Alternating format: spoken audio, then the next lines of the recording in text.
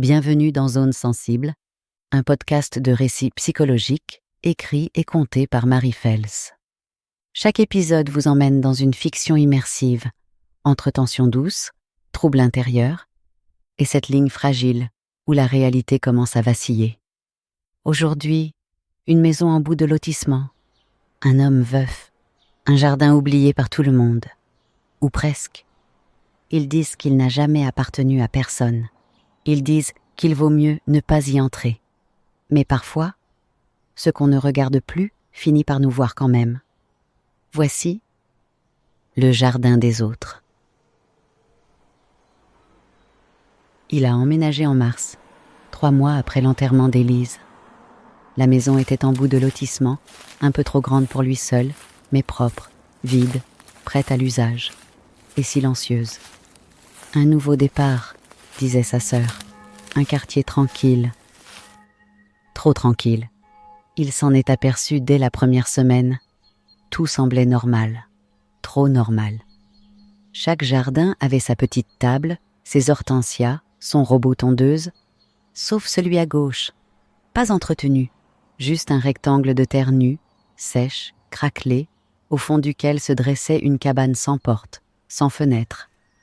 Comme une cicatrice oubliée, entre 2 jardins soignés. Il demanda à sa voisine d'en face « Ce terrain est à vendre ?» Elle détourna les yeux. Ce jardin n'est pas censé exister. La phrase l'avait fait rire. Mais il cessa vite de rire quand, quelques jours plus tard, il retrouva sa pelle plantée en plein centre de ce jardin. Il n'en avait parlé à personne. Et il était certain de l'avoir rangée dans son abri. Une nuit, il se réveilla à 3h27. Pas un bruit dans la maison, mais dehors, un petit clac régulier, comme une cuillère contre un bol. Il ouvrit la fenêtre. Dans le jardin d'à côté, la cabane semblait respirer. Lentement. Le bois grinçait à chaque inspiration. Il tenta d'oublier. Mais un détail, croisé autrefois dans un document, s'imposa de nouveau. En fouillant les vieux papiers de la mairie, par curiosité, au départ, il découvrit un permis de construire datant des années 70. Sur ce lot, il devait y avoir une maison jumelée. Mais elle n'avait jamais été achevée. Projet arrêté. Terrain rendu inutilisable. Pas de raison mentionnée. Juste une ligne floutée, presque effacée, comme si on avait voulu la masquer. Enfant retrouvé sous les fondations. Ce soir-là, il décide d'entrer dans le jardin. Pas sur un coup de tête. Cela faisait des jours qu'il y pensait. Le jardin hantait ses nuits, s'infiltrait dans chaque recoin de ses pensées. Il avait glissé un dictaphone dans sa poche. Pas pour se rassurer, pour capter ce que les mots ne suffisaient plus à expliquer. Une preuve, une trace, quelque chose à montrer, au cas où. Il ne savait pas exactement à qui. Mais il fallait que ce soit enregistré, que ce soit réel. Il avait entendu une rumeur, des voix, disait-on. Des choses qu'on ne devait pas entendre seul. Il n'avait pas envie d'y croire. Mais il avait franchi la limite. La terre est molle, étrangement chaude. Il a une sensation d'aspiration sous ses pieds. Il approche de la cabane. L'ouverture béante semble plus sombre qu'avant. Comme si l'obscurité y avait pris racine. Il s'accroupit, jette un œil à l'intérieur. Un souffle chaud lui caresse le visage. Elle est vide. Mais au fond, dans la terre battue, il distingue un trou, pas large, juste assez grand pour un bras. Et au fond, un bruit de respiration, mais inversé. Une inspiration, quand lui expire. Un rythme contraire. Il tend la main, ses doigts frôlent quelque chose de souple, du tissu, humide, plus bas, une matière lisse, tendue, du cuir. Et puis, il s'arrête. Sous ses doigts, un contact plus dense. Un poignet. Froid. Immobile. Humain. Ou presque. Il tire.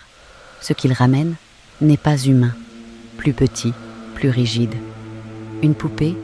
Non. Un corps embaumé, recroquevillé. Pas un squelette. Quelque chose d'autre. Entre la momie et la sculpture organique. Et au poignet, le bracelet d'Élise.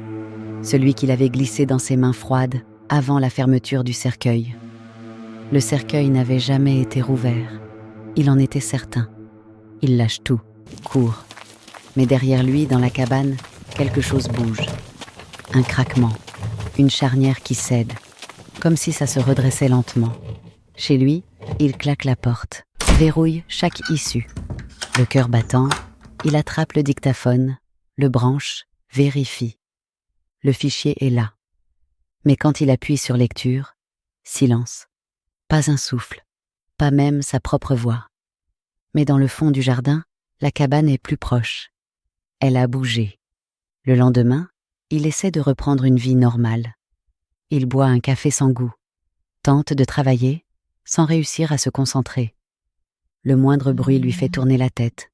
Il évite les fenêtres, ignore les messages de sa sœur. À midi, il remarque que les oiseaux ne chantent plus.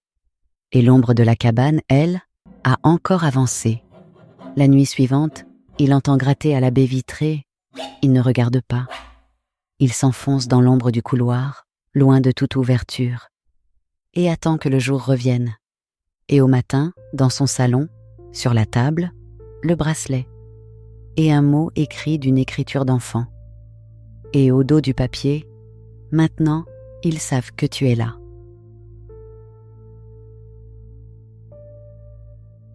Vous venez d'écouter Le Jardin des autres, un épisode du podcast Zone sensible, écrit et conté par Marie Fels. Certains lieux sont comme des silences prolongés. On croit qu'ils ont été refermés, mais ils continuent de respirer sous la surface. Et parfois, ce qu'on croyait avoir enterré pour de bon n'attendait qu'une chose, qu'on revienne le chercher. Si cet épisode vous a troublé, partagez-le, notez-le, ou laissez simplement ce jardin refermer la porte derrière vous. À très bientôt, dans Zone sensible.